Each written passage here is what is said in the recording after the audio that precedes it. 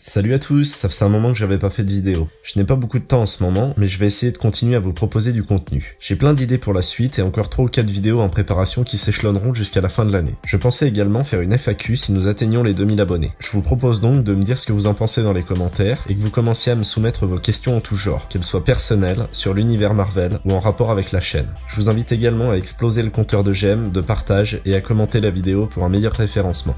Bon, revenons au sujet de la vidéo. Aujourd'hui, je vous propose une vidéo composée de 6 infos insolites sur Infinity War et le MCU. Je suis tombé par hasard sur ces infos au fil du temps, je les ai collectées et je me suis dit que ça serait sympa d'en faire une petite vidéo. Si je retrouve d'autres infos comme celle-ci, au fil des semaines, je pourrai de nouveau vous les partager.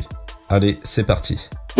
Première info insolite. Aviez-vous remarqué ce parallèle étrange entre Iron Man 1 et Infinity War? Les scènes étant extrêmement ressemblantes, je ne pense pas que ce soit dû au hasard. D'ailleurs, les scénaristes nous ont régulièrement prouvé qu'ils ne laissaient pas grand chose au hasard. Certes, il y a une différence de puissance entre Obadiah Stane et Thanos, mais avouez que c'est plutôt troublant.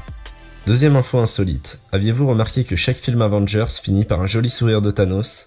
Certes, les 2 premières images sont tirées des scènes post-crédits d'Avengers 1 et 2 contrairement à la dernière, mais c'est tout à fait normal puisque le personnage de Thanos n'avait pas encore été pleinement intégré dans le MCU au moment d'Avengers 1 et 2. De plus, dans le 3, il est beaucoup plus intéressant d'un point de vue scénaristique de teaser l'arrivée de Captain Marvel lors de la scène post-crédit.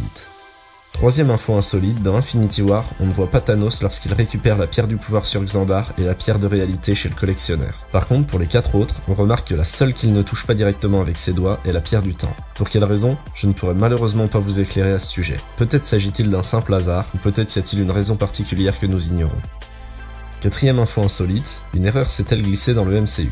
Selon les propos de Thanos dans Infinity War, il n'a supprimé que la moitié du peuple de Gamora, et la planète Zéo Beret ne connaît à présent que repas abondants et cieux sans nuages. Pourtant, dans les Gardiens de la Galaxie 1, la description de Gamora lors de son interpellation révèle qu'elle est la dernière survivante de Zéo Beret. Alors s'agit-il d'une erreur scénaristique, ou alors Thanos a menti à Gamora sur le sort de son peuple?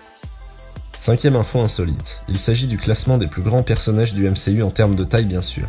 À la première place, nous retrouvons bien sûr Surtur, avec ses 305 mètres, loin devant Giant Man et ses 19 mètres. Pour compléter le podium, nous avons le destructeur de Thor 1, qui devance de 3 mètres Goliath, aperçu dans Ant-Man et la Guêpe. Nous pourrions aussi citer A3, Hulkbuster, Cull Obsidian ou encore Ironmonger vu dans Iron Man 1. Sixième et dernière info insolite, aviez-vous remarqué que la collection du collectionneur regorge de personnages connus? Ainsi, chez Tannelir Tivan, nous pouvons retrouver un Chitauri, race extraterrestre que nous avions rencontré lors de la bataille de New York dans Avengers 1, un géant des glaces, aperçu dans Thor 1, un elfe noir, aperçu dans Thor 2, et même Cosmo, le chien télépathe des comics. D'ailleurs, en parlant du collectionneur, saviez-vous qu'il est le frère du grand maître de la planète Sakaar de Thor Ragnarok? Leur style et leur folie nous avaient bel et bien mis la puce à l'oreille. Et voilà, c'est tout pour aujourd'hui. Je vous invite à laisser un pouce bleu, à partager et à vous abonner pour ne louper aucun contenu en carton.